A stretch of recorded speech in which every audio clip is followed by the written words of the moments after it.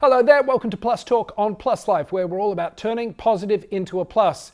My favorite doctor, Dr. Demetre from the CDC joins us. Good to see you, sir. We're talking monkeypox because it's been a year already. Yeah, love to talk Mpox with you. Thanks for having me. And it has been a year. It's been a year. It's important. We're coming up to everyone's favorite time of the year, Pride, which obviously for a lot of us in the LGBTQIA plus community, it means getting together, it means large groups, it means celebrating. And I know that this time last year, we were getting a bit nervous about that because of monkeypox. Let's jump straight in. Where are we at? What's the latest? Should we still be concerned?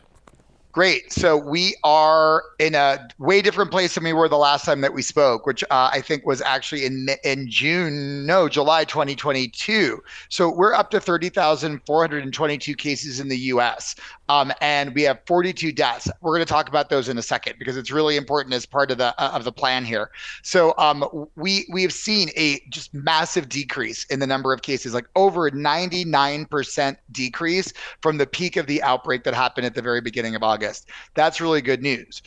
We, however, do have some really important flags that really make us want to really keep Mpox on folks' radar.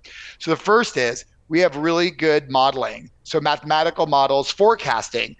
The way that you forecast weather, we're forecasting Mpox, and that Mpox forecast says that unless we vaccinate more people, we in the United States could be at risk for outbreaks and potentially large outbreaks. So that job has not yet been finished. The other flag that we have is that we're seeing, it's a flag as well as some good news actually.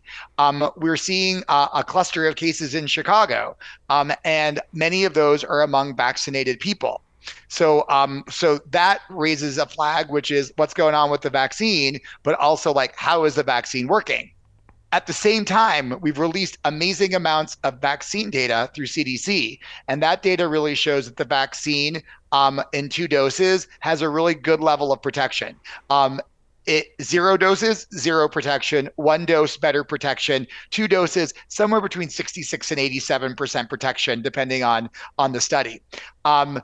The other part about the Chicago outbreak, which is like good news, bad news. So yes, there's an outbreak. People who are vaccinated have really mild symptoms. So that means that the vaccine is working even when it doesn't prevent infection. So it looks as if it protects folks from more severe manifestations of Mpox. So in a long-winded answer, the answer is keep it on your radar as we approach Pride.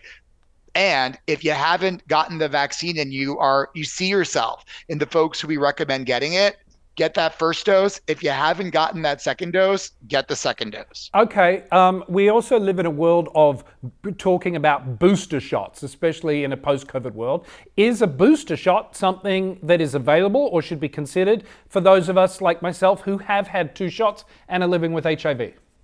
Yeah. So first, let's talk about the living with HIV. So one of the vaccine effectiveness studies that came out actually showed similar vaccine effectiveness in folks living with HIV to folks who don't have HIV.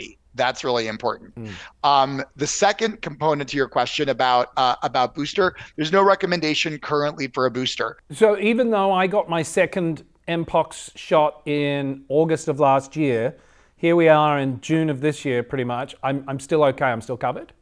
Yeah. So as of this date, like now that we're talking right now, May 2023, there is no indication to get an additional dose.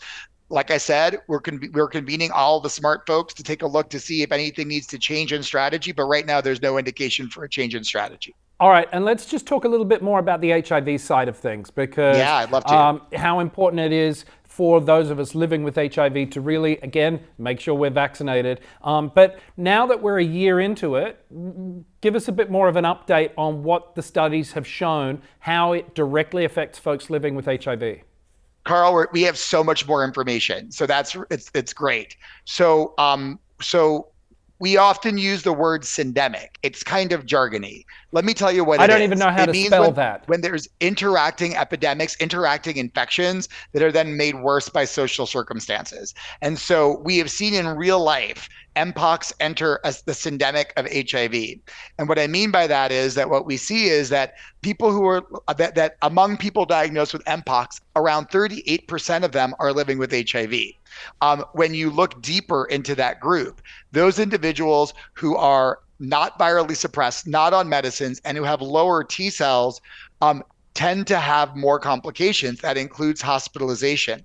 In fact, when you look at the folks who died of Mpox in the U.S., it's at 38 that were actually reported through a study at CDC. It really shows that the majority, over 90%, were living with HIV. But this is where it's so important. Mpox prevention is HIV prevention and care. HIV prevention and care is Mpox prevention. Those folks weren't in care. Many of them didn't know their status. Almost none of them were on antiretroviral medicines, and their T cells, for the most part, except for one, less than 50. And the person who had a T cell count over 50, their T cell count was under 200. So it really speaks to the importance of making sure that we don't just look at Mpox in isolation. Getting folks who could benefit from HIV testing tested, important. Making folks aware of their status for HIV, important, because it not only prevents HIV complications, it also prevents Mpox complications. With that said, we also know that the vaccine works in immunocompromised people.